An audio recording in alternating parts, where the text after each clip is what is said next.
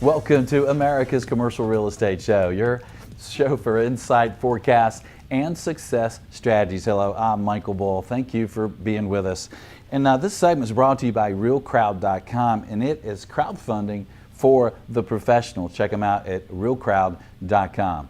Well, today we're talking about the office market, about office use. We're going to cover some interesting things about the office market. Like, do you know what your wired score is and how it could impact you? Also, what about this shared open space versus private office space? What's going on? It seems like there's a lot of interest either way, so we're going to talk to an expert about that. But first, let's take a look at what's happening in the office market. How are things trending performance-wise? Please welcome Barbara Denham. She's an economist, and she's with Reese, and she's joining us on the phone. Barbara, thanks for being with us. Thank you for having me. So, Barbara, how is the office market performing? It seems like from my chair, but I'm in Atlanta, where where we do lease office space here. It seems to be doing well here. How's it doing overall when you look at the country?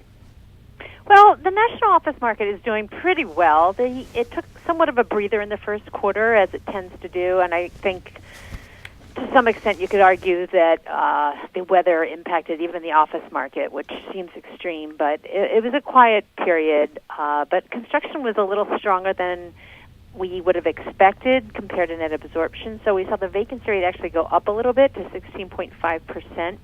Rent growth was pretty healthy at about 0.8%.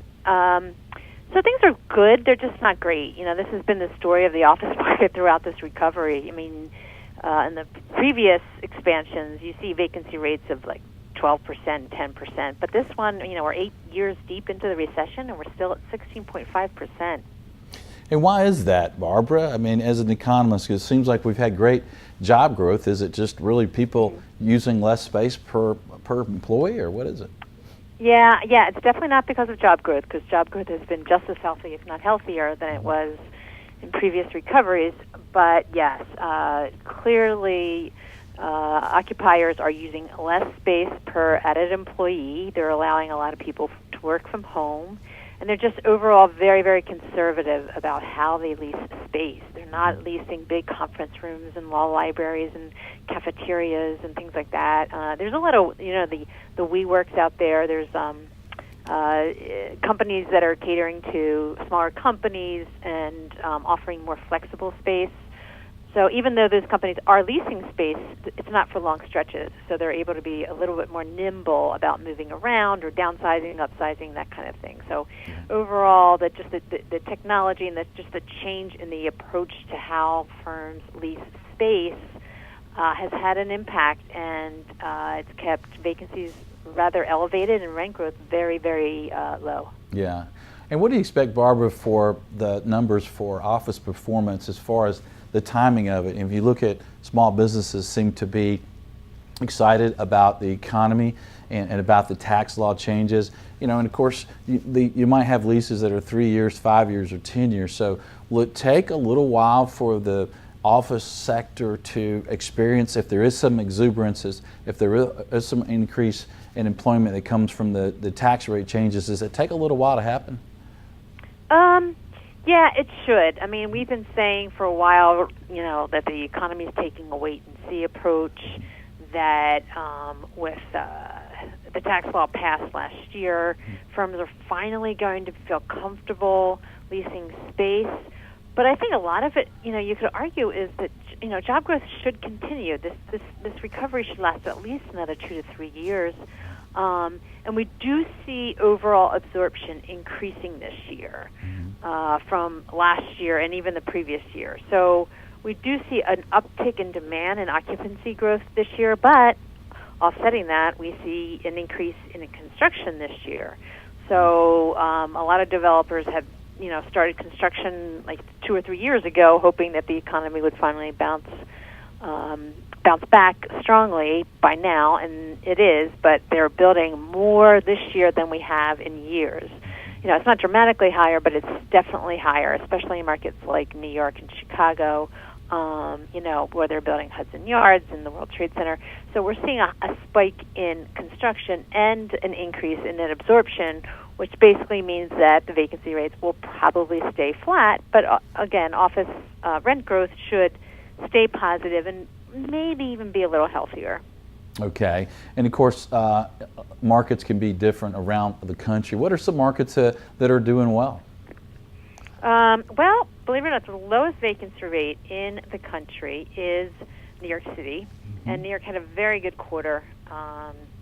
It saw its vacancy drop to about 8.9%. That's the lowest, but other markets doing well are Chicago, Washington, D.C., Seattle, San Francisco, Houston, and Austin, and even San Jose. So all the bigger markets, the ones that have been doing well, are continuing to do well in the first quarter. We're seeing that in the absorption numbers. We're also seeing that in the employment numbers, where we're seeing year-over-year growth rates of 4% in some of these markets. Yeah. What about markets, Barbara, that maybe aren't doing so well? Well, yeah, I mean, I would argue that the gap between the good markets and the ones that are suffering a little bit have widened a bit. So let me count how many, a lot of markets are seeing both negative net absorption and job declines, office employment declines. And some of those include somewhat high-profile ones, such as Fairfield County and Westchester. That Fairfield County especially, you've seen some corporate exits like GE Capital and other companies that are moving from Stanford to New York City. But other smaller markets like Providence, Rhode Island, Sacramento, that had been doing pretty well over the last 18 months, saw some negative net absorption. Rochester, Fort Worth, Texas, Palm Beach, Wichita, Cincinnati, smaller markets, Knoxville, Syracuse, these kinds of things, smaller markets that somewhat regularly kind of fall at the bottom of these lists, are persistently staying there through the first quarter. Okay. And we're talking with Barbara Denham with Reese, and Barbara's an economist. So Barbara, as an economist, what do you expect moving forward? It seems like there's a lot of changes going on in the economy with talks of tariffs. We have tax right changes. We have, a lot of things moving around with the president and the global economy. So what do you expect the economy to do moving forward, and its impact on the job market and the office market in the U.S.? Well, the news is very it's filled with drama every day, so it's hard it's hard to really get a grip on what's really going to impact the economy and what's not. I mean, even things like oil prices have been a little volatile lately because of one day OPEC looks like it's holding on to these caps in production, which is elevating oil prices. And then the next day, oil prices fall. So our outlook overall is still for continued steady, slow growth. Now, the reason why I'm optimistic about that is because, we've had 8 years of recovery, but the entire time we've been recovering, it has been very, very slow and steady. So we haven't developed the market imbalances that we've seen in other expansions. So, there's not this, the last recession was driven by overinvestment in the housing market, and prior to that, it was the dot-com boom. Prior to that, it was office development that really drove the recession in the early 1990s. So this one, we don't really see the imbalances because things have been growing so slowly and modestly that investors have not gotten too ahead of themselves. There's not a lot of over speculation that things will be robust. It's very steady as we've gone. And I think because we've been growing in such a slow rate, we will continue to grow at such a slow rate because we won't see these bubbles popping. So I think our outlook is still for positive growth over the next, like I said, 3 or 4 years. We see positive job growth, even though we're very close to full employment. Yeah. And if you have NOI growth and you have good economy for your occupancy, it's one thing, but also, I guess, the cost of money can impact the values on these office properties. What are you thinking for trends, if nothing else, for cap rates for office properties? Well, office cap rates definitely increased at the end of the year. more so than any of the other property types. So investors have not been loving the office market as a long-term investment, especially compared to, say, the apartment market and the industrial market, where the industrial market was very strong at the end of 2017 because of the growth in e-commerce. But even a lot of developers are speculating about the retail real estate market because there seems to be a lot of opportunity out there. So I think the office market as an investment class has been trailing all the others, mainly because of the sluggish rent growth and the confused outlook as to why net absorption and occupancy growth has been so sluggish. So we don't see cap rates falling anytime soon, and if interest rates keep rising, then cap rates could even increase a little bit more in the office market. But again, I caution that the better markets will continue to do well, and some of the other ones will trail. Yeah, well, that makes sense. So you do expect interest rates to continue to rise this year?